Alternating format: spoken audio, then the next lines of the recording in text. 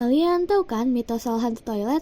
Biasanya serem, misterius, dan suka muncul di sekolah. Tapi gimana kalau hantunya malah suka ngejek orang, jahil, dan lumayan karismatik? Kenalin, Hanako-kun dari Jiboku Shonen Hanako-kun. Awalnya kelihatan kayak hantu iseng biasa, tapi ternyata dia karakter yang penuh misteri dan berkembang sepanjang cerita.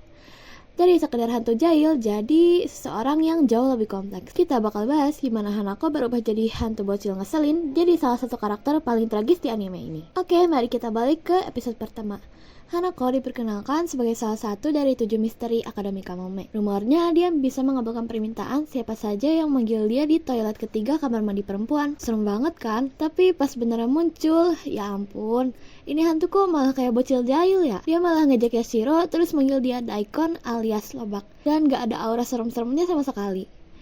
Jujur, kalau semua hantu kayak gini, aku gak akan takut ke toilet sendirian sih malam-malam. Tapi semakin cerita berjalan, kita mulai sadar, Hanako bukan sekedar hantu yang jahil. Dia punya sisi serius, terutama soal rumor dan dunia supernatural. Hanako ini bukan cuma tinggal di dunia supernatural, tapi dia yang ngatur keseimbangannya. Dia harus pastiin kalau rumor-rumor di sekolah nggak berubah jadi bahaya. Dan kalau ada yang melanggar aturan, dia harus turun tangan. Bagian yang bikin karakter Hanako jadi kompleks adalah masa lalunya. Masa lalunya tuh ternyata cukup kelam loh.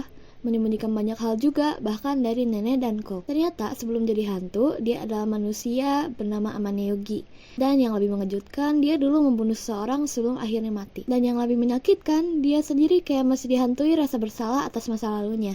Makanya dia sering kelihatan kayak pura-pura bahagia, padahal di dalamnya, wah, complicated banget. Tapi yang bikin Hanako berkembang sebagai karakter adalah interaksinya dengan nenek dan Ko.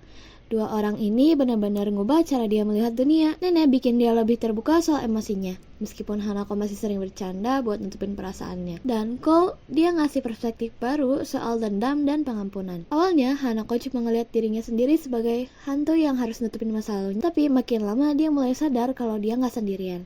Dia punya orang-orang yang peduli sama dia, meskipun dia sendiri masih susah buat ngebuka diri sepenuhnya. Di titik cerita sekarang, Hanako masih jadi misteri besar. Tapi kita bisa lihat perubahannya, dia lebih banyak nunjukin emosi, lebih peduli sama orang-orang sekitarnya, dan pelan-pelan mulai menerima dirinya sendiri. Dia masih jahil, ya pasti dong. Masih penuh rahasia, banget nih. Tapi dia bukan lagi hantu yang cuma menjaga keseimbangan dunia supernatural. Dia jadi seseorang yang ingin melindungi orang-orang yang dia sayangi. Hanako adalah karakter yang punya dua sisi, konyol dan serius. Dia bisa bikin kita ketawa dengan kelakuannya yang jahil, tapi di saat yang sama, dia juga bisa bikin kita simpati dengan masa lalunya yang tragis. Perkembangan karakternya nggak drastis, tapi natural. Dari seseorang yang nutupin rasa bersalahnya dengan bercanda, dia jadi seseorang yang mulai menghadapi kenyataan dan menerima orang-orang di sekitarnya. Jadi buat kalian yang awalnya cuma suka Hanako gara-gara dia jahil dan lucu, coba lihat deh sisi lainnya. Coba tahu kalian bakal makin suka nih sama dia.